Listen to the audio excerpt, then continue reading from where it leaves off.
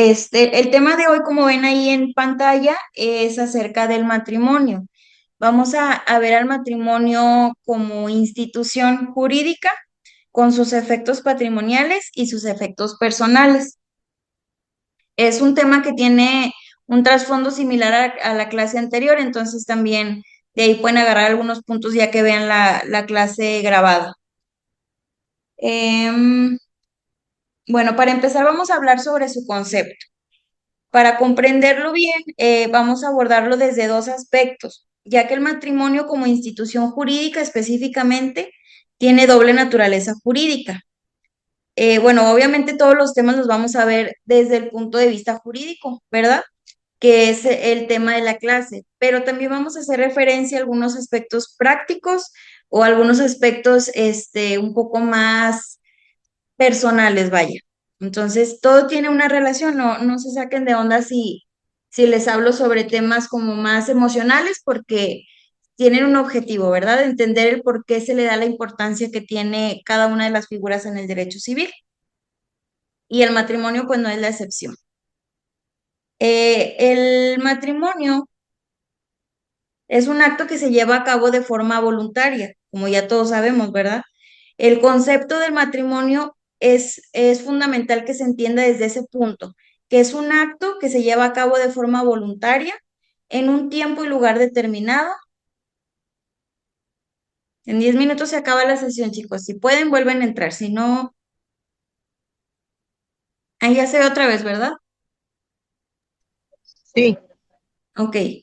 Bueno, les decía que el concepto básico es que es un acto jurídico que se lleva a cabo de forma voluntaria en un tiempo y lugar determinado y se lleva a cabo ante la presencia de un funcionario público que tiene el reconocimiento del Estado para celebrar dicho acto.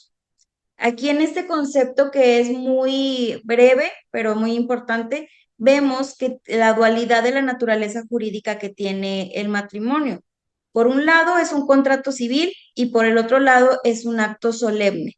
Una de las características principales del matrimonio es que es un acto solemne. ¿Sí saben qué es la solemnidad?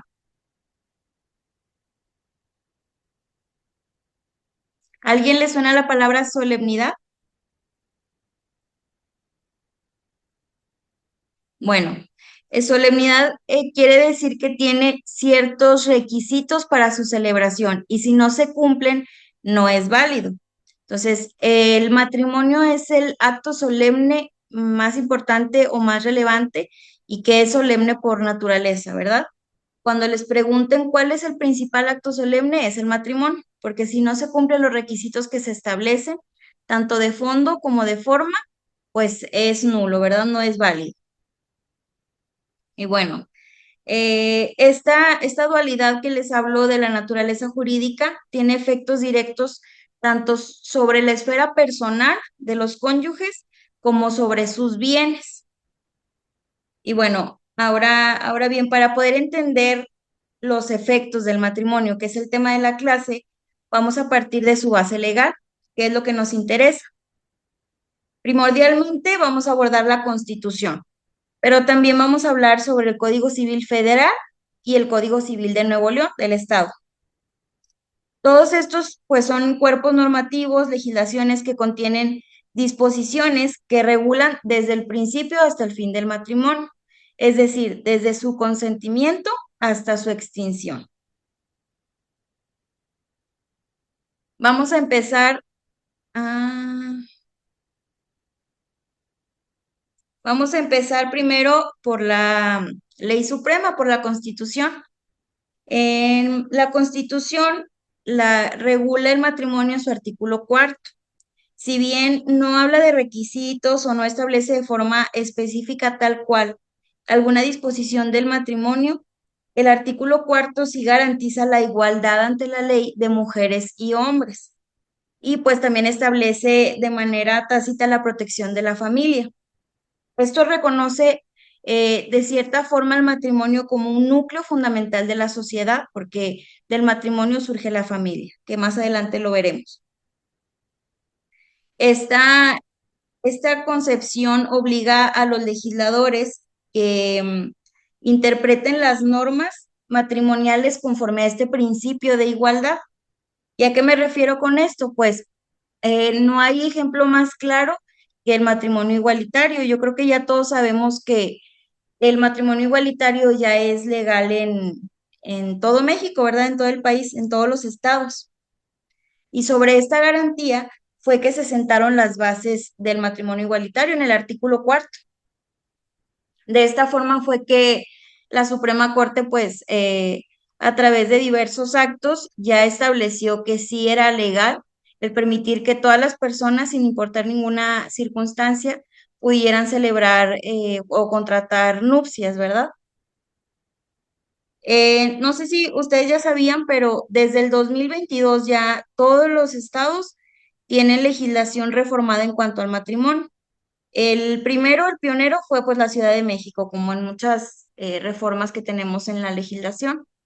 La Ciudad de México fue en 2009 cuando cambió su legislación para que las personas, así lo establecieron ellos, para que las personas, sin importar su sexo, género u orientación sexual, tuvieran la posibilidad de contraer nupcias. Este fue el comunicado que ellos lanzaron en 2009. Ya de ellos pues siguieron algunos estados más, luego tuvieron que pasar pues bastantes años para que ya la totalidad de las entidades federativas lo contemplaran en su legislación.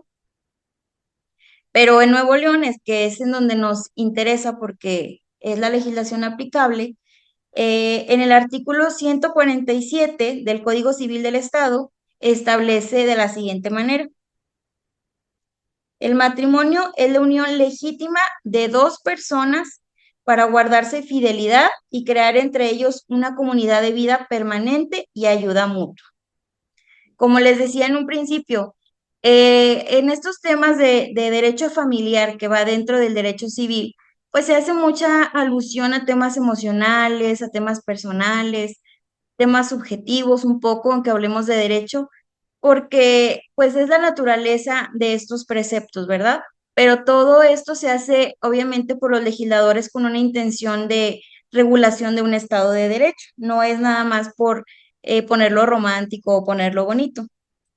Como lo vemos en la redacción de este artículo, habla de dos personas, no habla de mujer o hombre, de hombre con hombre, mujer con mujer, no habla de nada en específico, sino de dos personas. Y antes de la reforma sí establecía que era la unión legítima entre un hombre y una mujer. Y pues ya, como les digo, ahora ya no hay distinción, solamente habla de dos personas. Y esto es nada más como comentario sobre el matrimonio igualitario. Igualmente, es importante que ustedes lo sepan por que si se les requiere alguna asesoría o que necesiten saber sobre este tema en alguna atención que den, pues es importante que conozcan este precepto y la legislación aplicable. Y bueno, perdón, los artículos 142 y pues demás subsecuentes del Código Civil de Nuevo León, establecen todas las características del matrimonio. Hablan, como les decía, desde el principio hasta el fin, desde la concepción y la consolidación del matrimonio hasta su terminación, hablando ya en temas de divorcio y separación de bienes. En el artículo, por ejemplo, en el artículo 156 de este código, se establecen los impedimentos para celebrar el contrato de matrimonio. Nos vamos a partir del artículo 156, porque obviamente si te encuadras en uno de estos preceptos, pues ni siquiera puedes pararte en un registro civil a pedir que celebren un matrimonio, ¿no? Porque pues desde ahí te van a regresar. Entonces, este es el origen. Hay primero que revisar si se encuadra en alguno de estos preceptos, pues es imposible que se celebre un matrimonio, salvo en los casos en que se aceptan dispensas, que las dispensas pues son excepciones que hace el Estado a través de algún proceso para que se quite este impedimento. Y bueno, en el artículo 156 que les digo, establece que es impedimento para celebrar el contrato de matrimonio. Número uno, la falta de edad requerida por la ley.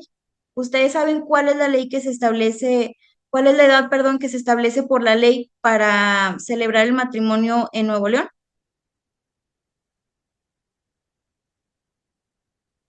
18 años. Así es. Ya en todos los estados, 18 años es la edad mínima para celebrar el matrimonio. En años anteriores se permitía el matrimonio en menores de edad.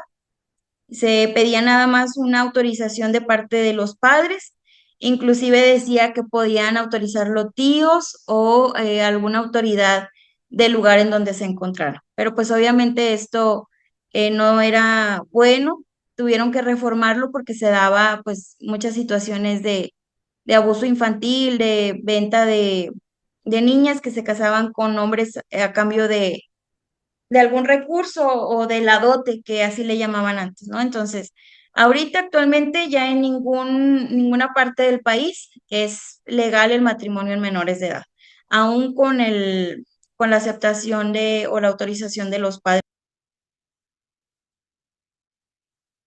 Bueno, como les decía, ese es uno de los requisitos que establece, más bien de los impedimentos que establece la ley para celebrar el contrato de matrimonio. Es requisito, pues no cumplirlo, ¿verdad? No encuadrarse en este precepto para poder celebrarlo. Como segundo impedimento, tenemos el parentesco de consanguinidad legítima o natural. Esto establece que sea sin limitación de grado o en línea recta, ascendente o descendente. Es decir, pues no se pueden casar entre padres, hijos, abuelos, hermanos, tíos ni sobrinos. Eso es lo que dice este precepto, por causas pues evidentes, ¿no? Luego, el siguiente impedimento es el parentesco de afinidad en línea recta. Este tampoco tiene limitación alguna. No sé si ustedes conozcan de las líneas de parentesco, pero afinidad es cuando no son parientes de sangre. Aunque se cree lo contrario, tampoco se puede celebrar el matrimonio entre ellos. En este caso, el parentesco de afinidad en línea recta, estamos hablando de suegros, yernos, nueras, y demás, ¿no? También por causas, pues, evidentes. El siguiente es el atentado contra la vida de alguno de los casados para contraer matrimonio con el que quede libre. Está medio raro los impedimentos, pero se tienen que establecer en los preceptos legales para poder hacerlos válidos, ¿verdad? Y todos estos surgen a causa de situaciones reales que ya se dieron. Luego el siguiente es la fuerza o miedo graves, seguidos de la embriaguez habitual, la morfinomanía, que es pues que sean adictos a la morfina, la heteromanía. Esto es una enfermedad mental que se relaciona con, ¿cómo les diré? Como una especie de obsesión o de que se puede llegar a confundir con amor que se le tiene a esta persona con la que se va a contraer matrimonio. Es muy interesante, chéquenla, pero las personas que padecen de esto y está comprobado, pues no pueden celebrar matrimonio. Em, el uso indebido y persistente de las demás drogas enervantes. También comenta aquí la impotencia incurable para la cópula, cuando esta no sea a causa de la edad o cuando no sea consentida expresamente por ambos contrayentes. Y las enfermedades crónicas e incurables que sean además contagiosas o hereditarias. También establece como impedimento la incapacidad que ha sido declarada en juicio de interdicción. Esto pues también se tiene que establecer, pero es un poco, ay, este, evidente porque, pues obviamente una persona que no es capaz jurídicamente no puede celebrar actos jurídicos y no es capaz jurídicamente una persona que está en estado de interdicción. Después, en el artículo 159 se menciona también que el tutor no puede contraer matrimonio con la persona que ha estado o está bajo su guardia. Evidentemente, esto es por conflicto de intereses. Un tutor no siempre es una figura paterna o materna, ¿verdad? Puede ser otro tipo de figura, pero igualmente la ley prohíbe expresamente el matrimonio entre tutores y la persona que esté bajo su guardia. Y bueno, ya después que ustedes como asesores se aseguren de que la pareja no incurre en ninguno de los preceptos que se mencionaron, que no tiene ningún impedimento para continuar, pues ahora sí ya sigue lo establecido en el artículo 91, que este artículo se establece en el Código Civil también del Estado y establece lo relativo a las actas de matrimonio. Pero en este artículo es donde menciona los requisitos como tal, los requisitos documentales y de comparecencia para poder celebrar el matrimonio. Em, Dice el artículo 91 que deberán de presentar solicitud ante el oficial del registro civil del domicilio de cualquiera de ellos. Realmente puede ser cualquier oficial del registro civil, pero así lo establece el artículo. Y también establece que esta solicitud es para que la autorice la dirección del registro civil. Luego, el artículo 94 establece los requisitos que deben acompañar esta solicitud, que son, pues, copia certificada del acta de nacimiento de los interesados, la declaración de dos testigos que sean mayores de edad, un certificado suscrito por un médico titulado que asegure, bajo protesta de decir verdad, que los pretendientes no padecen enfermedad alguna crónica e incurable, que sea además contagiosa y hereditaria. Esto es porque, como veíamos hace un momento, es un impedimento que tengan alguna enfermedad contagiosa. Esto se traduce en los exámenes o en los análisis sanguíneos que les piden cuando van a comparecer a contraer matrimonio. Luego habla de la manifestación de los pretendientes de que contraen el matrimonio bajo el régimen de sociedad conyugal o el de separación de bienes, también lo vamos a ver ahorita. También pide una copia certificada del acta de defunción, de divorcio o de nulidad de matrimonio si alguno de los pretendientes es viudo o divorciado. Y bueno, pues ya una vez que se cumple con esos requisitos documentales, se presenta ante el oficial y ahora sí, si ya cumplen con los requisitos, se fija una hora, una fecha para la celebración del matrimonio. Y bueno, una vez ya celebrado el matrimonio, hay que ver las características personales de esta institución, que es el matrimonio. Es preciso analizarlas o examinarlas porque así vamos a identificar los elementos esenciales del matrimonio, como el consentimiento, la igualdad jurídica, la cohabitación y ayuda y la disolubilidad.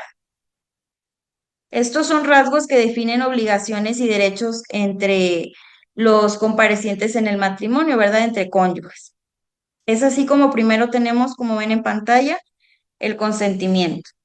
El consentimiento conceptualmente es la manifestación libre de voluntad de casarse. Como les decía en un primer momento, el matrimonio es un acto que es consensual, que tiene que tener una manifestación de voluntad de que ambos cónyuges quieren casarse. Es bilateral, sin error, dolo o coacción, es decir, nadie puede estar obligado a casarse, que era como sucedía antes cuando se casaban los menores de edad.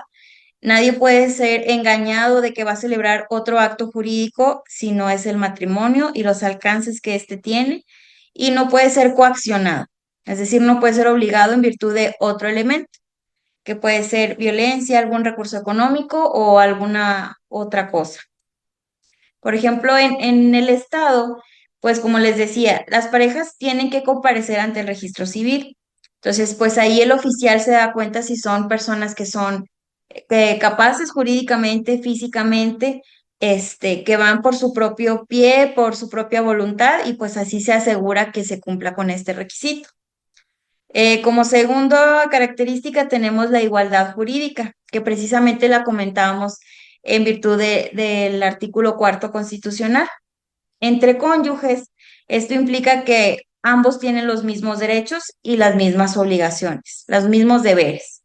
Esto, pues obviamente refleja participación equitativa en las decisiones familiares, que como les decía, el matrimonio es una de las bases de la otra institución primordial del Estado de Derecho, que es la familia.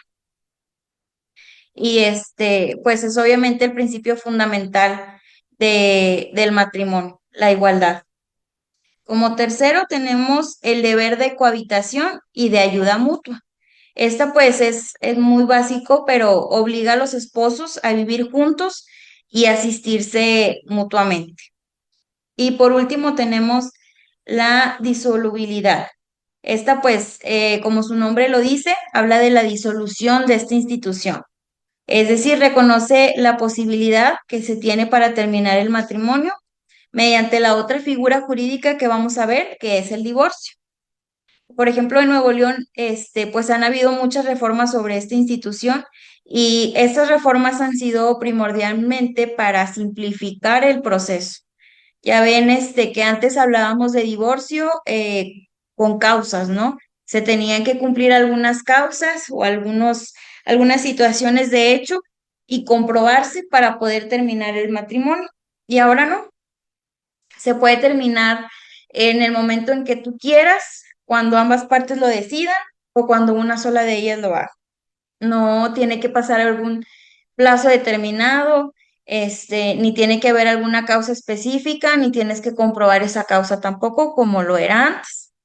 Antes había una lista en la ley que te decía, cuáles eran las causas válidas para que tú pudieras terminar con tu matrimonio. Y aparte, si encajaba o encuadraba la situación que tú presentabas, todavía tenías que hacer un proceso para poder encuadrar esta situación, que un juez lo validara y ahora sí divorciarte.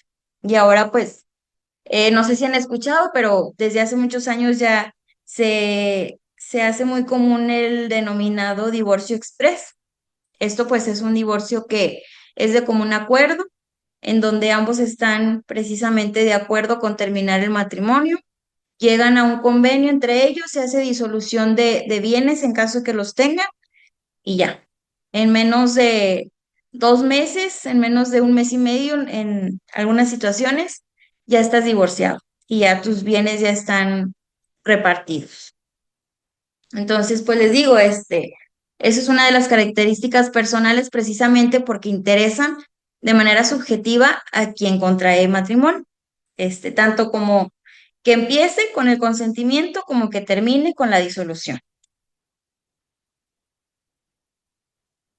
Y bueno, todas estas características pues son la esencia del matrimonio como contrato privado.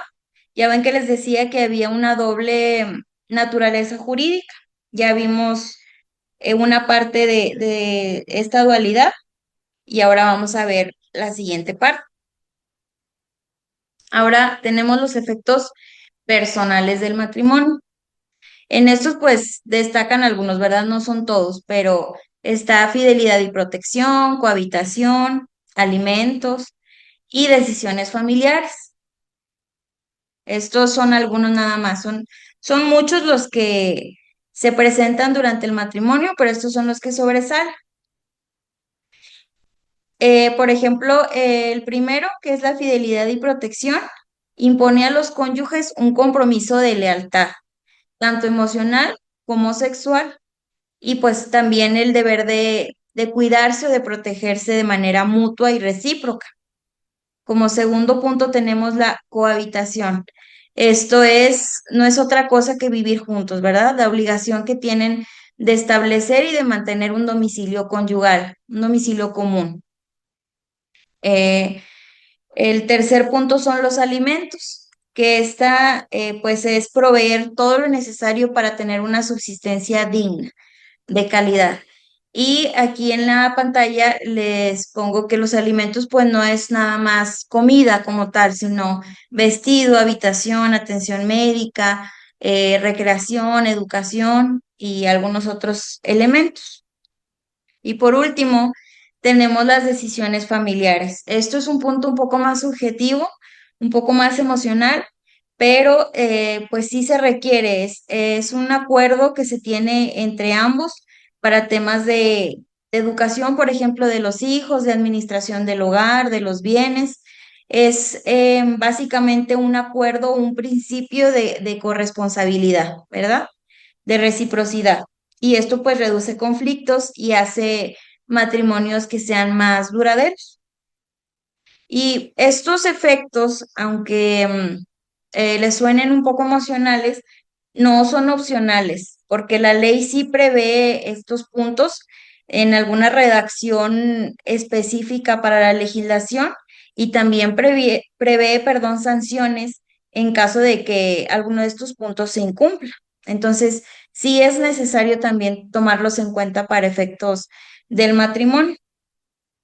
Por ejemplo, en el estado, los tribunales civiles, que es a donde corresponde, aplican medidas de protección para asegurar esta observancia, de efectos personales de las que les hablo, porque el cumplimiento, la observancia evita daños a la familia y al interés, superior que son los niños, ¿verdad? Los grupos vulnerables. Y bueno, como tercer punto tenemos también los efectos patrimoniales. Al hablar de efectos patrimoniales, pues hablamos de los bienes, específicamente de los bienes que se hagan durante el matrimonio. Estos abarcan la modificación en la propiedad y la administración de estos bienes. También la creación de responsabilidad solidaria, porque como son bienes en común, pues obviamente tiene que haber un cuidado recíproco. De aquí vamos a segregar los puntos que les comparto en pantalla. Primero es la propiedad compartida, son bienes adquiridos durante el matrimonio. Esto pues genera un patrimonio en común. Como segundo punto tenemos la administración de bienes. Esto pues es de acuerdo a las reglas que se establezcan en el régimen matrimonial que se haya elegido en la celebración del matrimonio, ya sea separación de bienes o sociedad conyugal, y la responsabilidad solidaria. Esto, pues es que como ambas personas son propietarios en común, implica que las deudas contraídas para la familia afectan a ambos cónyuges, afectan a toda la familia.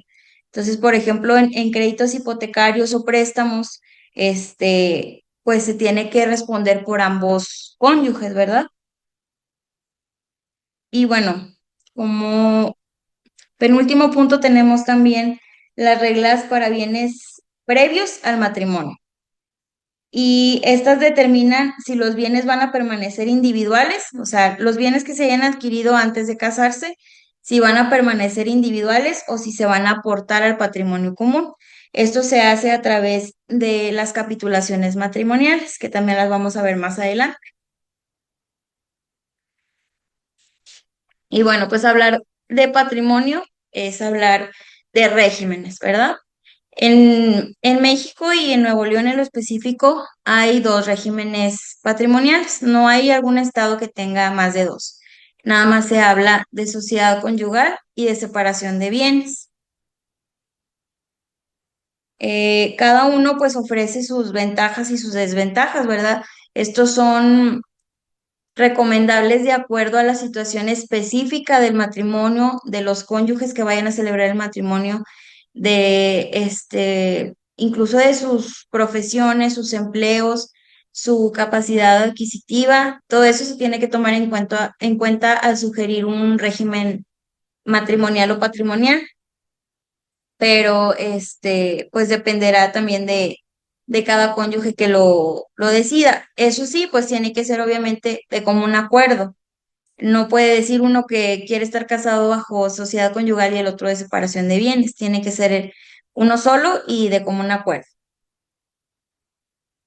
Y bueno, como primer régimen tenemos la sociedad conyugal. Esta establece una comunidad de bienes adquiridos durante el matrimonio. Esto es palabra clave, una comunidad. Es solidaridad patrimonial en proyectos conjuntos, como por ejemplo la compra de bienes, de algún negocio, inversión en bienes raíces, en cualquier cosa similar. Y la separación de bienes, pues mantiene la independencia patrimonial de cada cónyuge. Esto obviamente protege las inversiones y los ingresos individuales. Y yo creo que actualmente es el régimen que más se elige al celebrar matrimonios. Anteriormente, pues no, era más común el de sociedad conyugal. Y bueno, es también importante entender que una vez celebrado el matrimonio, sí se puede cambiar de régimen matrimonial. Si tú te casaste por sociedad conyugal y después quieres cambiarlo a separación de bienes, sí se puede hacer, pero es otro proceso, con otros requisitos y obviamente pues lleva tiempo y es un poco complicado porque se tiene que hacer una disolución del régimen anterior en caso de que haya sido sociedad conyugal, es decir, la repartición de los bienes que se hayan adquirido en matrimonio hasta el momento en que se quiera cambiar a un régimen de separación de bienes, pero sí se puede hacer, la ley sí lo prevé. Entonces, pues es importante planificar antes del matrimonio y anticipar a estos cambios, ¿verdad? Si tú sabes que vas a invertir en negocios grandes y quieres mantenerlo individual, pues desde un inicio, elegir el régimen de separación de bienes. Y vamos a profundizar un poco más en estos regímenes, empezando por el de sociedad conyugal. Este régimen implica que todos los bienes adquiridos durante el matrimonio forman parte de un patrimonio común. Podemos decir que es como si fueran copropietarios, es decir, son propietarios del 50% de los derechos, no de la propiedad o sea, no se mide, sino que es sobre los derechos de propiedad de los bienes adquiridos durante el matrimonio, por eso son copropietarios. Pero a esto aplica una excepción, que es los bienes adquiridos por donación o por sucesión. En estos bienes no entra la sociedad conyugal. Si tú adquieres un predio, por ejemplo, una casa por herencia de alguno de tus padres, no entra tu pareja por gananciales matrimoniales. Ahí tú eres el propietario totalitario. Este régimen, pues aunque era muy común en el pasado, sí es un poco complejo porque está sujeto a las condiciones que se dictan en las capitulaciones matrimoniales. Las capitulaciones matrimoniales son como una especie de contrato en el que los cónyuges llegan a los acuerdos o a las reglas que van a regir la economía básicamente del matrimonio. En este se incluye administración, reglas sobre ingresos, sobre egresos, sobre deudas, los efectos del divorcio, del fallecimiento, o sea, es como un reglamento de administración de los bienes que se tengan en común. Pero a pesar de esto, pues es un poco complejo porque en la mayoría de los casos no se hacen capitulaciones matrimoniales porque antes no se exigían como ahora. Y aparte, por ejemplo, en el caso de que estén casados por sociedad conyugal y una de las partes quiera vender, tiene que comparecer el otro cónyuge. Si, por ejemplo, la esposa quiere vender su casa, tiene que hacer comparecer y dar conocimiento al esposo, porque si no, pues es una venta nula, ¿verdad? Entonces, obviamente esto es para salvaguardar el patrimonio familiar, pero es complicado porque en la actualidad, pues ya la mayoría de los matrimonios, ambas partes trabajan o no sé, puede andar de viaje y no comparecer y eso lo complica en la práctica. Pero es precisamente para proteger los bienes de ambos. Se tiene que comparecer para autorizar la venta porque también eres dueño. Pero también, por ejemplo, si uno de los cónyuges en sociedad conyugal adquiere una propiedad o adquiere un bien, no se necesita ahí la comparecencia del otro, pero aunque no comparezca, está adquiriendo por estos gananciales matrimoniales, porque es como una sociedad, ¿verdad? Adquieren ambos como socios. Ahí haz de cuenta que aplica lo mío es tuyo y lo tuyo es mío. O sea, ahí independientemente de cómo se adquiera, pasa a ser de el patrimonio de ambos. Y bueno, también tenemos el régimen de separación de bienes, como les decía, ya ahora últimamente en los últimos por lo menos 7 años es el más común, si no es que yo creo que abarca hasta los 10 años. Es el más común porque antes no se conocía tanto de separación de bienes, inclusive los oficiales del registro civil ni siquiera les preguntaban a las personas que comparecían a casarse, cuál era el régimen que ellos iban a elegir, nada más lo establecían y y se quedaban por sociedad conyugal, ¿verdad? Pero ahora últimamente, pues como se dio a conocer más y ya vieron que es más seguro y un poco más accesible, lo celebran el matrimonio bajo el régimen matrimonial de separación de bienes.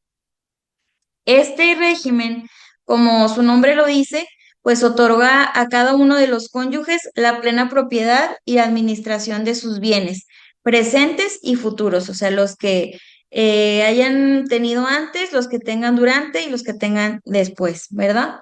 Y esto pues obviamente ofrece mayor independencia y protección patrimonial, pero individual.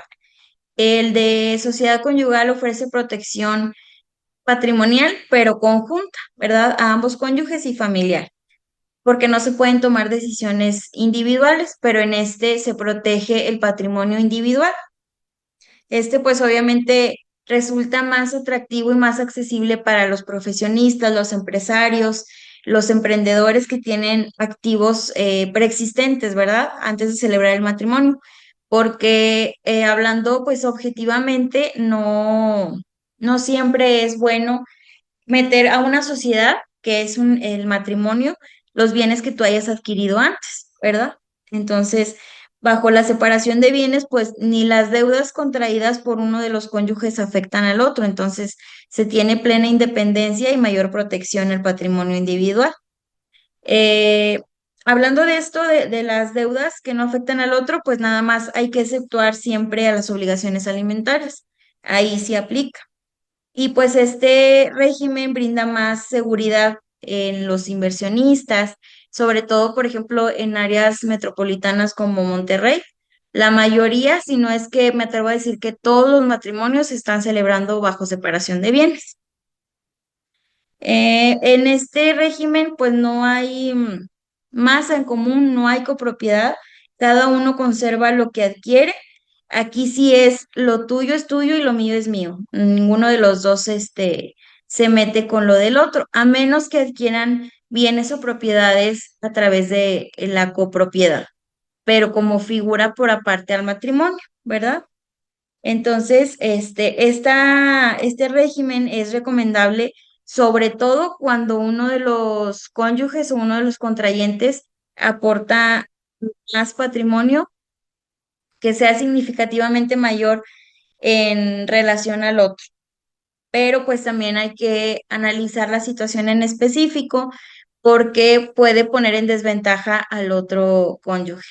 Por ejemplo, no sé, en el caso de que uno de los cónyuges se dedique al hogar, que se dedique a la crianza de los hijos o al hogar así, las labores del hogar tal cual, pues obviamente no va a poder adquirir bienes por su propio y su propia iniciativa o su propio recurso.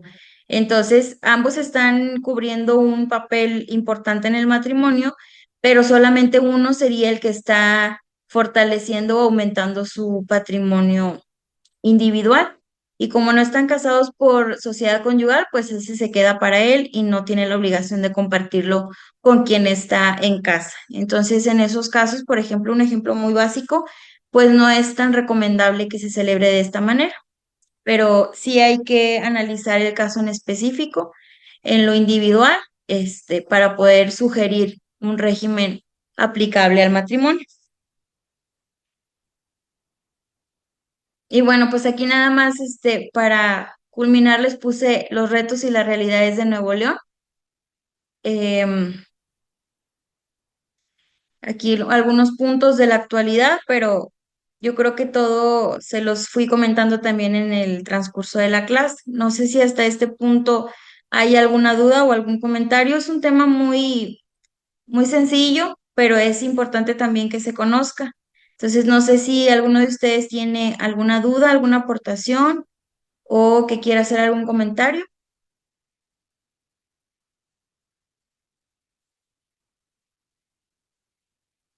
¿Nadie? ¿Todo claro?